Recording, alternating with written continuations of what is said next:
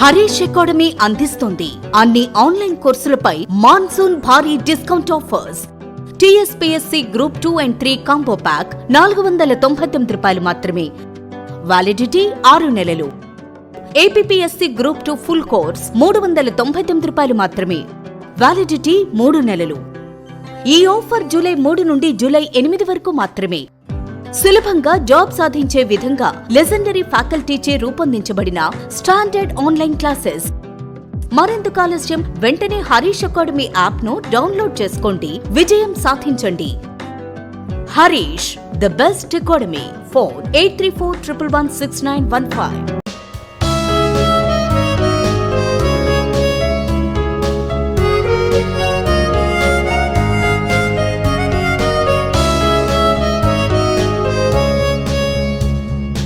Harish, the best academy.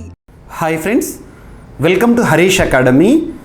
ఈరోజు వార్తలు నిలిచిన జాతీయ, అంతర్జాతీయ, రాష్ట్రీయ అంశాల గురించి, వార్తలు నిలిచిన వ్యక్తులు, అవార్డులు, పుస్తకాలు, మరి క్రీడా సంబంధిత సమాచారం, ఒక్కొక్క అంశాన్ని వివరంగా తెలుసుకుందాం.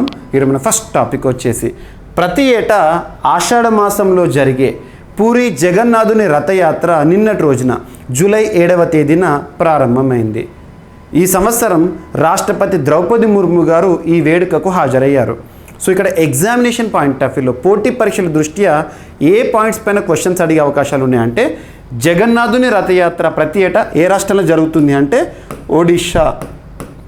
సో ఒడిషాలోని పూరి జగన్నాథుని రథయాత్ర అంటాము. ఇంకొక పాయింట్ ఏంటంటే, పూరి జగన్నాథ్ టెంపుల్ ఏదైతే ఉందో ఒడిషాలో, ఆ టెంపుల్ని వైట్ పగోడా అంటాం. సో భారతదేశంలోని ఏ టెంపుల్ని వైట్ పగోడాగా పేర్కొంటారు, వైట్ పగోడా అంటాము.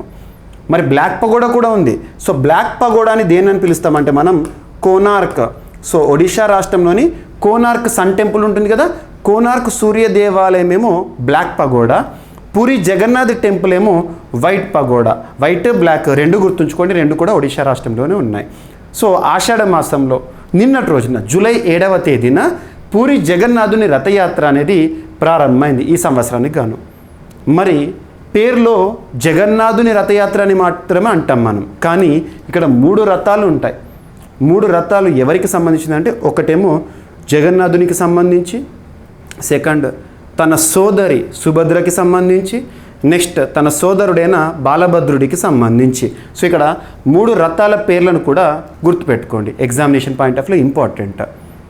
నెక్స్ట్ వచ్చేసేసి ఒడిషా రాష్ట్రానికి సంబంధించిన ప్రత్యేకతలు ఏవైతే ఉంటాయో వాటిని ఇక్కడ కొన్ని లింకింగ్ పాయింట్ ఆఫ్ వ్యూలో మీరు గుర్తుపెట్టుకోండి.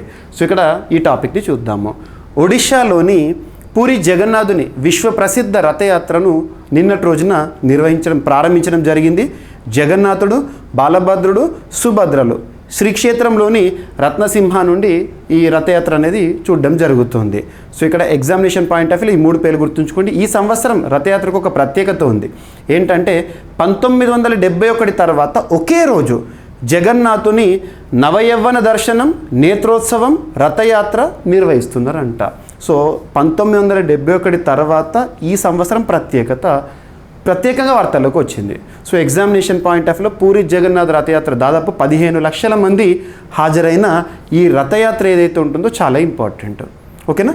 అండ్ ఒడిషా రాష్ట్రానికి సంబంధించి మన కల్చర్ పార్ట్ ఆఫ్ వ్యూలో, సో ఇక్కడ మనము కల్చర్ పాయింట్ ఆఫ్ వ్యూలో ఎగ్జామినేషన్ పాయింట్ ఆఫ్ వ్యూలో పండుగలపైన, మేళాలపైన క్వశ్చన్స్ వస్తాయి, ఇటువంటి వేడుకలపైన. కానీ ఒడిషా రాష్ట్రం అనగానే ఇక మనకు ఈ మధ్య కాలంలోనే రజపర్బ కూడా వార్తల్లోకి వస్తుంది. రజపర్బ మదర్ గాడ్డెస్ లేదా ఎర్త్ గాడ్డెస్ అంటాము. సో తనకి సంబంధించిన ఋతు సమయాన్ని రజపర్బగా జరుపుకోవడం కానివ్వండి, ఇటువంటివి. ఇటీవల కాలంలో మనం డిస్కస్ చేసిన ఫెస్టివల్స్ ఏవైతే ఉంటాయో వాటన్నిటిని కూడా లింక్ చేస్తూ చూడండి.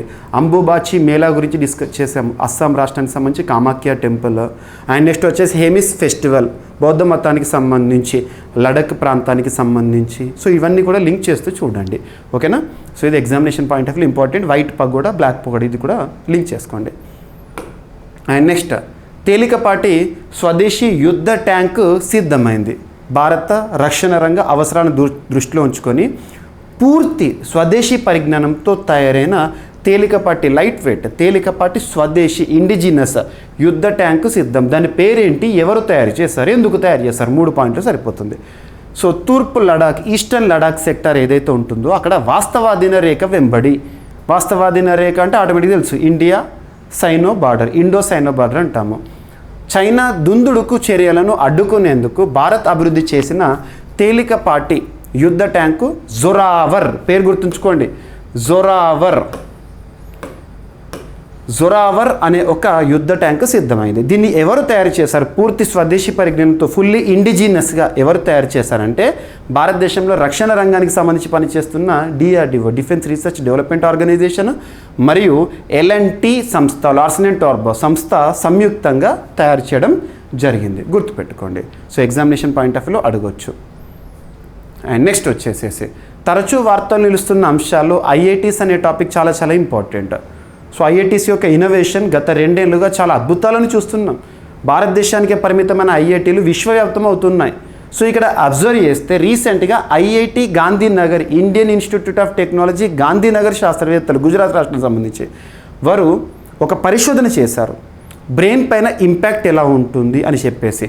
So researchers from IIT Gandhinagar have explored the impact of various errors on brains learning mechanism. So brain యొక్క లర్నింగ్ మెకానిజం పైన ఎటువంటి ఇంపాక్ట్స్ అనేవి, ఎటువంటి ఎర్రర్స్ అనేవి ఇంపాక్ట్గా చూపబడతాయి అనే అంశం పైన ప్రత్యేకంగా అధ్యయనం చేస్తూ ఇటీవల వార్తల్లోకి వచ్చిన ఐఐటి ఏదంటే ఐఐటి గాంధీనగర్. సో ఇలాంటివి చూడండి, రీసెంట్గా ఐఐటి కాన్పూర్ లాస్ట్ మంత్లో కూడా మనం డిస్కస్ చేసాము. హృదయంత్రాన్ని ఒక కృత్రిమ గుండెకి సంబంధించిన పరిశోధనలు చేస్తోంది. ఇవన్నీ లింక్ చేసుకోండి. అండ్ నెక్స్ట్ వచ్చేసి కేరళలో మెదడును తినే అమీబా వ్యాప్తి, బ్రెయిన్ ఈటింగ్ అమీబా అనేది రీసెంట్గా వార్తలోకి వచ్చింది. చాలా భయానకంగా మారుతుంది. కేరళ రాష్ట్రంలో చాలామంది ప్రభావితం అవుతున్నారు, చనిపోతున్నారు కూడా.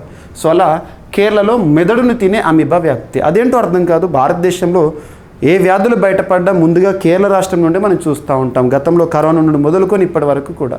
సో ఇక్కడ చూస్తే 2 నెలల్లో 4వ కేసు నమోదైందంటే ఇప్పటికీ 3 పిల్లలు మృతి చెందినరంట. సో దీన్ని ఏమని పిలుస్తారు ఈ వ్యాధిని అంటే ఇంకొక పేరు గుర్తుంచుకోండి. ఈ వ్యాధిని అమీబిక్ మెనింజో ఎన్సెఫలైటిస్, అమీబిక్ మెనింజో ఎన్సెఫలైటిస్ నెగ్లేరియాసిస్ అని కూడా దీన్ని పిలుస్తారు. నెక్స్ట్ వచ్చేసేసి దీనికి కారణమైన జీవి ఏంటి అని అడగవచ్చు ఎగ్జామినేషన్లో. నెగ్లేరియా ఫోలేరి అనే అమీబా వల్ల ఈ ఇన్ఫెక్షన్ అనేది సోకుతుంది. ఎగ్జామినేషన్ పాయింట్ ఆఫ్ వ్యూలో వార్తలు నిలుస్తున్న వ్యాధులు ఏవైతుంటే వాటిపైన ప్రత్యేకంగా చూడండి. ఆ వ్యాధి కారకం ఏంటి, దాని పేరు అండ్ దాని యొక్క ప్రభావం ఏంటి, ఎగ్జామినేషన్ పాయింట్ ఆఫ్ వ్యూలో సరిపోతుంది. నెక్స్ట్ విశేషాల సమాహారంగా పురాతన ప్రపంచ పటం అనేది ఇటీవల వార్తల్లోకి వచ్చింది. దాదాపు 2600 నుంచి 2900 ఏళ్ల క్రితం చిత్రీకరించిన ప్రపంచ పటం శిలాఫలకం రూపంలో ఇప్పటికీ భద్రంగా ఉందంట. బాబిలోనియన్ ప్రపంచపటంగా పిలిచే దీన్ని వాస్తు, సంస్కృతి, గణితం, శాస్త్ర రంగాల్లో ప్రత్యేకంగా నియో బాబిలోనియన్ సామ్రాజ్యం ఫరిడవిల్లిన కాలంలో రూపొందించారు. ప్రముఖ ఆర్కియాలజిస్ట్ హోర్ముజ్డ్ రసమ్స్ 1881లో ప్రస్తుత ఇరాక్లో దీన్ని గుర్తించారంట. గుర్తుపెట్టుకోండి. సో దీనిపైన అడగొచ్చు ఎగ్జామినేషన్ పాయింట్ ఆఫ్ వ్యూలో. మీకు ఇవన్నీ కూడా నేను చెప్పే స్లైడ్స్ అన్నీ కూడా మీకు నేను నా వాట్సాప్ ఛానల్లో ప్రొవైడ్ చేస్తున్నాను. సో ప్రవీణ్ సార్ వాట్సాప్ ఛానల్ని ఫాలో అవ్వండి. So Praveen sir WhatsApp channel మీకు minute to minute updates in current affairs అందిస్తూనే ఉన్నాను. సో ఈ ఛానల్ యొక్క link Praveen sir classes YouTube channel, మీకు చాలా ఇంపార్టెంట్ వీడియోస్ ప్రొవైడ్ చేస్తున్నాను. ఈ యూట్యూబ్ ఛానల్ ఓపెన్ చేయండి. ఆ యూట్యూబ్ ఛానల్లో మీకు కమ్యూనిటీ పోస్టుల దగ్గర కానివ్వండి, వీడియోల కింద కానివ్వండి, లైవ్ వీడియోస్ కింద కానివ్వండి, షార్ట్స్ దగ్గర కానివ్వండి, మీకు వీడియో లింక్ ఈ వాట్సాప్ ఛానల్ లింక్ అనేది మీకు అందుబాటులో ఉంటుంది. లింక్ పైన క్లిక్ చేసి ఫాలో అవ్వండి. అండ్ కేంద్ర బడ్జెట్ సమావేశాలు. సో మళ్ళీ బడ్జెట్ ఏంటని చాలామందికి డౌట్ రావచ్చు. భారతదేశంలోనే కాదు, ఏ దేశంలోనే ఉంటుంది. మన భారతదేశానికి సంబంధించి భారతదేశంలో ఎన్నికలు జరిగే సంవత్సరంలో లేదా పూర్తికాలపు బడ్జెట్ని ప్రవేశపెట్టే సమయం లేనప్పుడు ప్రభుత్వం ప్రవేశపెట్టేది ఓట్ ఆన్ అకౌంట్ లేదా మధ్యంతర బడ్జెట్ అంటాం. దేశంలోని అత్యున్నత చట్టమైన రాజ్యాంగంలో ఆర్టికల్ 116 ఓట్ ఆన్ అకౌంట్ గురించి చెప్తారు. మరి 2024 అనేది ఎన్నికల సంవత్సరం, సార్వత్రిక ఎన్నికలు. ఇటీవలే 18th లోక్సభ ఎలక్షన్స్ అనేవి ముగిసినాయి. మరి ఎన్నికలు జరగనున్న సంవత్సరంలో సమయం అనేది తక్కువగా ఎన్నికలు జరుగుతున్నాయి కాబట్టి ఆ కాలానికి సంబంధించిన బడ్జెట్ని ప్రభుత్వం ప్రవేశపెడుతుంది. మళ్ళీ ఎన్నికల్లో గెలుపొందిన తర్వాత ఎవరైతే ప్రభుత్వాన్ని ఏర్పాటు చేస్తారో వారు పూర్తికాలం బడ్జెట్ని ప్రవేశపెడతారు. సో అలా ఈ సంవత్సరం 2 సార్లు బడ్జెట్ వార్తల్లోకి వచ్చింది. ఫిబ్రవరి 1వ తేదీన చూసాము. మళ్ళీ ఈ నెల మనము జూలై మంత్ బడ్జెట్ను 23వ తేదీన చూడబోతున్నాం. సో యూనియన్ బడ్జెట్ని నిర్మలా సీతారామన్ గారు ప్రవేశపెట్టుతున్నారు. అండ్ బడ్జెట్ అనే పదం రాజ్యాంగంలో లేదు. యాన్యువల్ ఫైనాన్షియల్ స్టేట్మెంట్, వార్షిక ఆర్థిక నివేదిక అంటాము. దీని గురించి ఆర్టికల్ 112 తెలుపుతుంది. అండ్ ఇరాన్ అధ్యక్ష ఎన్నికల్లో ఇటీవల విజయం సాధించిన వారు ఎవరు అంటే పెజెష్కియాన్ విజయం సాధించారు. ఇరాన్ కొత్త అధ్యక్షుడిగా సంస్కరణవాది మసౌద్ పెజెష్కియాన్ గెలుపొందినట్టు ఆ దేశ అంతర్గత వ్యవహారాల శాఖ రీసెంట్గా వెల్లడించింది. పెజెష్కియాన్ 1.7 కోట్లకు పైగా ఓట్లు సాధించారని చెప్పడం జరుగుతుంది. తన ప్రత్యర్థి సయ్యద్ జలీలీ పైన గెలుపొందారు. సో గతంలో రీసెంట్గా మనం ఇరాన్కి సంబంధించి దేశ అధినేత ఇబ్రాహీం రైసీ మరణించడం ఇవన్నీ కూడా చూస్తున్నాం. అతి తక్కువ పోలింగ్ శాతం కూడా నమోదైంది ఈసారి ఇరాన్లో. అండ్ డాక్టర్ జస్టిస్ విద్యుత్ రంజన్ సారంగి, ఇక్కడ పర్సన్ ఇంపార్టెంట్ కాదు, ఈ టాపిక్ ఇంపార్టెంట్ కాదు, కానీ రాజ్యాంగంలో ఒక ఆర్టికల్ వార్తల్లోకి వచ్చింది, అది ఇంపార్టెంట్. కరెంట్ అఫైర్స్ అంటే వార్తలు ఇచ్చిన అంశాలే కాదు, దానికి సంబంధించిన అంశాలపైన ఎగ్జామినేషన్లో క్వశ్చన్స్ అడుగుతారు. సో ఇక్కడ దేశంలోని అత్యున్నత చట్టమైన రాజ్యాంగంలోని 6వ భాగంలో హైకోర్ట్స్ అనే టాపిక్ని మనం నేర్చుకుంటాం. అలా హైకోర్టు అనే టాపిక్లో ఆర్టికల్ 217 ఆధారంగా భారత రాష్ట్రపతి దేశంలోని హైకోర్ట్స్ ఏవైతే ఉంటాయో ఆ హైకోర్టులకి ప్రధాన న్యాయమూర్తులను అండ్ ఇతర న్యాయమూర్తులను నియమించడం జరుగుతుంది కొలీజియం సిఫార్సుల మేరకు. ఇది చూస్తాం 1+2 ఇవన్నీ కూడా మీకు ఐడియా ఉంటుంది. సుప్రీంకోర్టు అంటే 1+4, హైకోర్ట్స్ అంటే 1+2 ఇవి. హైకోర్ట్స్ అనే అంశము కేంద్ర జాబితాలోని అంశం.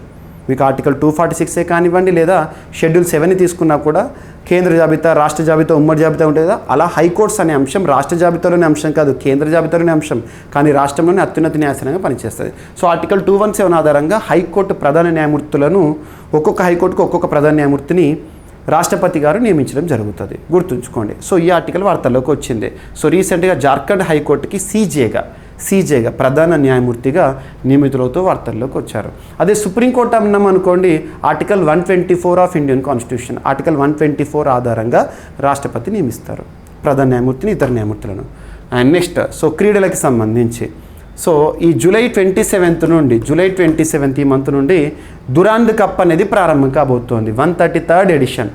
డ్యూరాండ్ కప్ అనేది ఏ క్రీడకి సంబంధించింది అంటే ఫుట్బాల్ క్రీడకి సంబంధించి. ఆసియాలోనే అత్యంత పురాతనమైన ఫుట్బాల్ కప్ డ్యూరాండ్ కప్. ఈ సంవత్సరం మనం చూస్తున్నాం భారత ఆతిథ్యంలో జరగబోతోంది. జూలై 27 నుండి ప్రారంభం కాబోతోంది. హోస్ట్ సిటీస్గా 4 సిటీస్ ఎంపిక కావడమే. సో ఇక్కడ కోల్కతా అండ్ కోక్రాజర్ అండ్ జంషెడ్పూర్, షిల్లాంగ్ వేదికలుగా డ్యూరాండ్ కప్ అనేది 2024 సంవత్సరం సంబంధించి ఈ నెల ప్రారంభమవుతుంది. 133rd edition. మరి డ్యూరాండ్ కప్ మొదటిసారి ఎప్పుడు జరిగిందంటే 1888 ఫస్ట్ ఎడిషన్ అనేది చూడడం జరిగింది, ఫుట్బాల్కి సంబంధించింది. అండ్ వినేష్ ఫోగాట్కి gold medal. India star wrestler Vinesh Phogat Spain Grand ప్రీలో గోల్డ్ మెడల్ని సొంతం చేసుకుంది. రీసెంట్గా జూలై 6వ తేదీన జరిగిన విమెన్స్ 50 kg ఫైనల్లో వినేష్ 10-5తో మరియాపై అంటే రష్యాపై నెగ్గింది, గుర్తుంచుకోండి. సో గోల్డ్ మెడల్ని సాధిస్తూ వార్తల్లోకి వచ్చింది. సో ఇవి ఫ్రెండ్స్ ఈరోజు వార్తలు ఇచ్చిన అంశాలు. ఒకసారి ర్యాపిడ్గా చూస్తే పూరి జగన్నాథుని రథయాత్ర అనేది నిన్నటి రోజున ప్రారంభము. అండ్ నెక్స్ట్ తేలికపాటి స్వదేశీ యుద్ధ ట్యాంక్ జోరావర్ సిద్ధమైంది. డిఆర్డిఓ ఎల్ఎన్టీ సంయుక్తంగా పూర్తి స్వదేశీ పరిజ్ఞానంతో నిర్మించాయి. అండ్ ఐఐటి గాంధీనగర్ శాస్త్రవేత్తలు మెదడుపై చేసిన పరిశోధనలు. అండ్ కేరళలో మెదడును తినే అమీబా వ్యాప్తి చెందుతోంది అని చెప్పేసి. అండ్ విశేషాల సమాహారంగా పురాతన ప్రపంచ పటం అనేది రీసెంట్గా వార్తల్లోకి వచ్చింది. కేంద్ర బడ్జెట్ సమావేశాలు జూలై 23 నుండి జరగబోతున్నాయి. అండ్ నెక్స్ట్ ఇరాన్ అధ్యక్ష ఎన్నికల్లో పెజెష్కియాన్ విజయం సాధించారు. అండ్ నెక్స్ట్ జస్టిస్ విద్యుత్ రంజన్ సారంగి గారు జార్ఖండ్ హైకోర్టుకి ప్రధాన న్యాయమూర్తిగా. Next Durand cup host cities ఏంటి ఈ 133rd ఎడిషన్ 2024 సంబంధించి. వినేష్ ఫోగాట్ గోల్డ్ మెడల్ని సాధించడం జరిగింది, రెజ్లర్. ఓకేనా. సో ఇవి ఫ్రెండ్స్ ఈరోజు వార్తలు నిలిచిన అంశాలు. మిస్లేనియస్ అంశాలను మిగిలిపోతే రేపటి క్లాస్లో జోడించి మరొకసారి నేర్చుకుందాం. రేపు కలుద్దాం. Thank you.